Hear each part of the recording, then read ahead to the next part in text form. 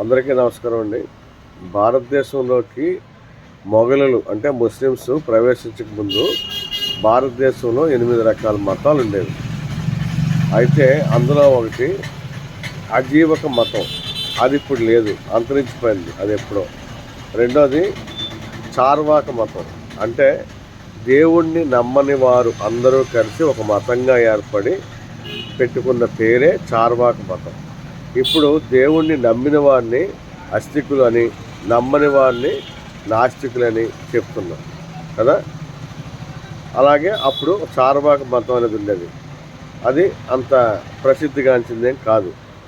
అయితే 8లో 2 పోతే ఇంకా 6 ఉంటాయి. 6లో ప్రధానంగా చెప్పుకునే మతాలు 3 ఉన్నాయి. ఒకటి సనాతన ధర్మం, హిందూ మతం. 2 బౌద్ధ మతం. 3 జైన మతం. అయితే ఈ మూడింటిలో ప్రధానంగా మొట్టమొదటిగా అవతరించిన మతం ఏంటంటే హిందూ మతం. సనాతన మతం, హిందూ ధర్మం, హిందూ మతం. అయితే ఈ హిస్టరీ తెలియక ఇప్పుడు కొంతమంది సెక్యులర్లు అన్ని మతాలు ఒకటే అని చెప్తున్నారు, మనపై రుద్దుతున్నారు. మన వాళ్ళలో కొంతమంది అంటే హిందువుల్లో కొంతమంది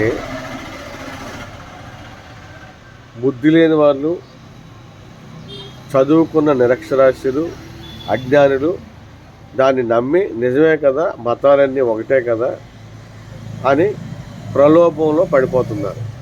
కానీ ముఖ్యంగా మీ బిడ్డలకి చెప్పండి, వారిని కూడా మీలా తయారు చేయకండి. భారతదేశంలో అనేక రకాల మతాలు ఉన్నాయి. అందులో ప్రధానంగా విశిష్టంగా మొట్టమొదటిగా అవతరించిన మతం హిందూ మతం అని చెప్పండి. సనాతన ధర్మం నేర్పుతుంది హిందూ మతం. అందువల్ల మీరు చెప్పండి, మతాలు వేరు, చాలా రకాలు ఉన్నాయని. మొఘలులు ప్రవేశించిన తర్వాత ఇంకొన్ని మతాలు ఏర్పడ్డాయి. తర్వాత క్రిస్టియన్స్, అలాగే రకరకాల మతాలు అవతరించాయి ఈ భారతదేశంలో. దాన్ని దృష్టిలో పెట్టుకోండి. ఎప్పుడు కూడా మతాలన్నీ ఒక్కటి కాదు. ఓకేనా?